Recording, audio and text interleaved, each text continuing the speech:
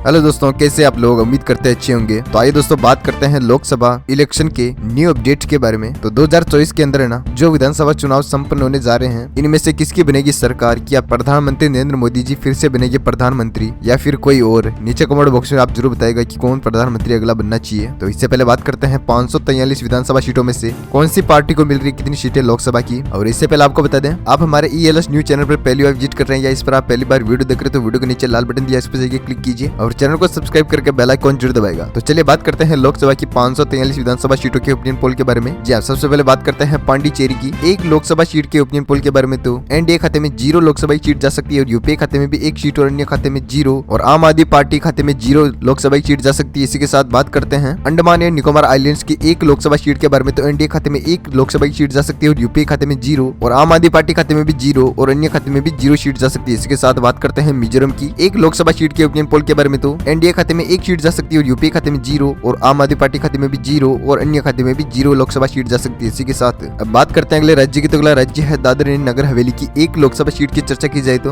NDA खाते में 0 Lok Sabha seat जा सकती है और UPA खाते में 1 और आम आदमी पार्टी खाते में 0 और अन्य खाते में भी 0 लोकसभा सीट जा सकती है। इसी के साथ बात करते हैं नागालैंड की एक लोकसभा सीट के ओपिनियन पोल के बारे में। तो NDA खाते में 1 सीट जा सकती है और UPA खाते में 0 और आम आदमी पार्टी खाते में भी 0 और अन्य खाते में भी 0 सीट जा सकती है। साथ ही बात करते हैं दमन और दीव की एक लोकसभा सीट के ओपिनियन पोल के बारे में। तो NDA खाते में 1 सीट जा सकती है और UPA खाते में 0 और आम आदमी पार्टी खाते में भी 0 और अन्य खाते में भी 0 सीट जा सकती है। वहीं पर बात करते हैं लोकसभा की 6 लोकसभा सीटों के बारे में। तो 6 सीटों में से NDA खाते में 4 लोकसभा सीट जा सकती है और UPA खाते में 0 और आम आदमी पार्टी खाते में भी 0 और अन्य खाते में भी 0 सीट जा सकती है। वहीं पर बात करते हैं चंडीगढ़ की एक लोकसभा सीट के ओपिनियन पोल के बारे में। तो NDA खाते में 0 सीट जा सकती है और UPA खाते में भी 0 और आम आदमी पार्टी खाते में भी 0 और अन्य खाते में भी 1 सीट जा सकती है। इसी के साथ बात करते हैं लक्षद्वीप की एक लोकसभा सीट के ओपिनियन पोल के बारे में। तो NDA खाते में 1 सीट जा सकती है और UPA खाते में 0 और आम आदमी पार्टी खाते में भी 0 और अन्य खाते में भी 0 सीट जा सकती है। वहीं पर बात करते हैं अरुणाचल प्रदेश, त्रिपुरा और गोवा की फटाफट से लोकसभा सीटों की बात करते हैं। तो अरुणाचल प्रदेश की 2 लोकसभा सीटों की बात करते हैं। तो NDA खाते में 1 सीट जा सकती है और UPA खाते में भी 1 और अन्य खाते में 0 और आम आदमी पार्टी खाते में भी 0 लोकसभा सीट जा सकती है। साथ ही बात करते हैं त्रिपुरा की 2 लोकसभा सीटों के ओपिनियन पोल के बारे में। तो NDA खाते में 2 सीटें जा सकती है और UPA खाते में 0 और आम आदमी पार्टी खाते में भी 0 और अन्य खाते में भी 0 लोकसभा सीट जा सकती है। साथ ही बात करते हैं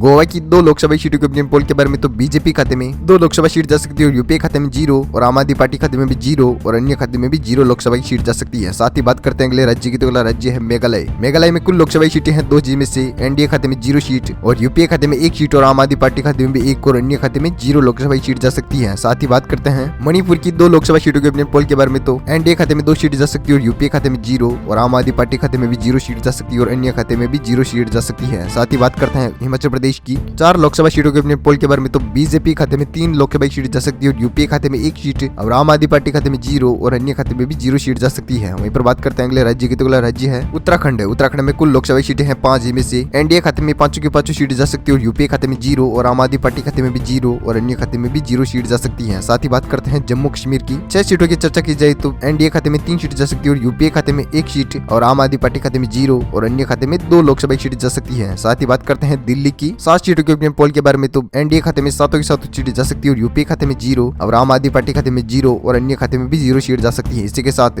लोकसभा की 543 लोकसभा सीटों में से 41 लोकसभा सीटों की बात हो चुकी है, जिनमें से NDA खाते में 32 लोकसभा सीट जा सकती है और UPA खाते में 7 सीटें और आम आदमी पार्टी खाते में 0 और अन्य खाते में 2 लोकसभा सीट जा सकती है। इसी के साथ चर्चा करते हैं अगले राज्य की। तो अगला राज्य है हरियाणा। हरियाणा में कुल लोकसभा सीटें हैं 10, जिनमें से NDA खाते में 4 लोकसभा सीट जा सकती है और UPA खाते में भी 4 और आम आदमी पार्टी खाते में 1 और अन्य खाते में भी 1 लोकसभा सीट जा सकती है। इसके साथ चर्चा करते हैं छत्तीसगढ़ की 11 लोकसभा सीटों के ओपिनियन पोल के बारे में। तो NDA खाते में 7 सीटें जा सकती है और UPA खाते में 2 सीटें और आम आदमी पार्टी खाते में 1 और अन्य खाते में भी 1 सीट सकती है। वहीं पर बात करते हैं पंजाब की 13 लोकसभा सीटों की चर्चा करते हैं। तो NDA खाते में 2 लोकसभा सीट जा सकती है और UPA खाते में 4 सीटें और आम आदमी पार्टी खाते में 5 और अन्य खाते में 2 लोकसभा सीट जा सकती है। इसी के साथ चर्चा करते हैं झारखंड की 14 लोकसभा सीटों के पोल के बारे में। तो NDA खाते में 10 लोकसभा सीटें जा सकती है और UPA खाते में 2 सीटें और आम आदमी पार्टी खाते में 1 और अन्य खाते में भी 1 सीट जा सकती है। इसी के साथ बात करते हैं असम की 14 लोकसभा सीटों के अपने पोल के बारे में। तो NDA खाते में 13 लोकसभा सीट जा सकती है और UPA खाते में 1 सीट और आम आदमी पार्टी खाते में 0 और अन्य खाते में भी 0 सीट जा सकती है। साथ ही चर्चा करते हैं तेलंगाना की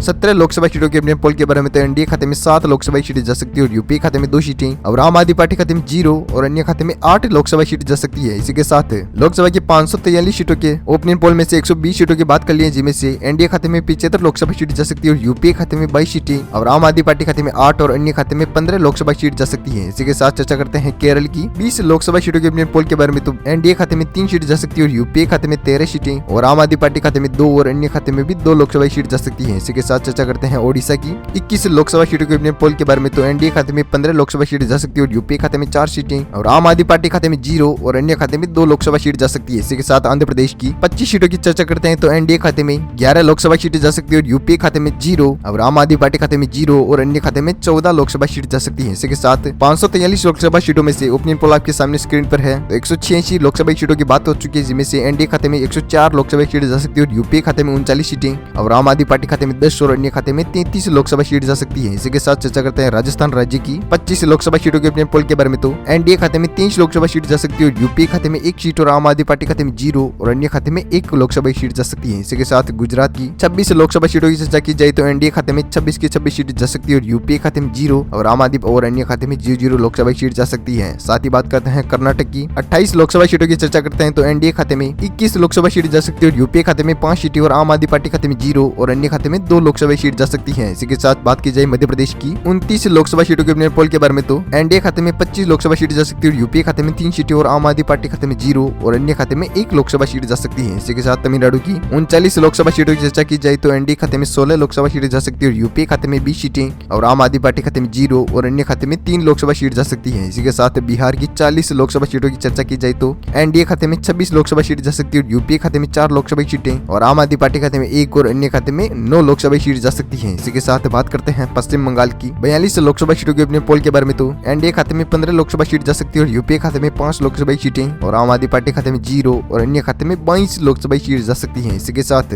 महाराष्ट्र की बात करते हैं तो 48 लोकसभा सीटों में से एनडीए खाते में 38 लोकसभा सीट जा सकती है और यूपीए खाते में 5 की लोकसभा सीट जा सकती है और आम आदमी पार्टी खाते में 0 और अन्य खाते में 5 लोकसभा सीट जा सकती है। साथ ही बात करते हैं लास्ट फाइनल राज्य के बारे में। तो उत्तर प्रदेश की 80 लोकसभा सीटों की बात करते हैं तो एनडीए खाते में 69 सीट जा सकती है और यूपीए खाते में 2 सीटें और आम आदमी पार्टी खाते में 0 और अन्य खाते में 9 लोकसभा सीट जा सकती है। इसी के साथ 543 लोकसभा सीटों में से ओपिनियन पोल निकलकर आपके सामने आ रहा है। 543 सीटों में से एनडीए खाते में 363 लोकसभा सीट जा सकती है, यूपीए खाते में 84 लोकसभा सीट जा सकती है और आम आदमी पार्टी खाते में 11 और अन्य खाते में 85 लोकसभा सीट जा सकती है। इसी के साथ 543 सीटों के ओपिनियन पोल यहीं पर होता है समाप्त। और आपने अभी तक ईएलएस न्यूज चैनल को सब्सक्राइब नहीं किया है तो वीडियो के नीचे लाल बटन इस पर क्लिक कीजिए और चैनल को सब्सक्राइब करके बेल आइकन जरूर दबाएगा। थैंक यू टिकट बाय जय भारत वंदे मातरम। शेयर कीजिएगा इस वीडियो को अपने दोस्तों के साथ फेसबुक और व्हाट्सएप पर। और थैंक यू टिकट बाय जय भारत वंदे मातरम। जय किसान।